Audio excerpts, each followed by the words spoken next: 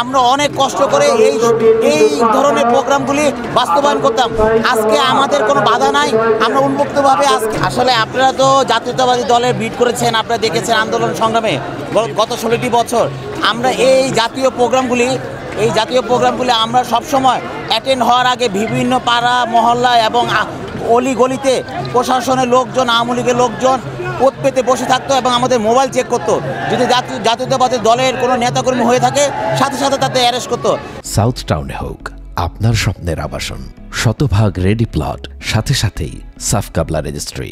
আমরা অনেক কষ্ট করে এই ধরনের প্রোগ্রামগুলি বাস্তবায়ন করতাম। আজকে আমাদের কোনো বাধা নাই, আমরা উন্মুক্তভাবে আজকে এই 7 নভেম্বর বিপ্লবী সংগীত দিবস আজকে পালন করতে এসেছি আমাদের জাতীয়তাবাদী যুবদল ঢাকা মহানগর উত্তরের নেতৃবৃন্দ। আপনার নির্বাচন নিয়ে কোনো ষড়যন্ত্র হচ্ছে কিনা? জি, সামনে নির্বাচন নিয়ে কোনো ষড়যন্ত্র হচ্ছে কিনা? হ্যাঁ, নির্বাচন নিয়ে তো ষড়যন্ত্র হচ্ছেই, কারণ গত 16 বছরও হয়েছে। যত ষড়যন্ত্র হোক না কেন আমরা এই ষড়যন্ত্র প্রত্যাখ্যান করে আমরা সামনের দিকে এগিয়ে যাব।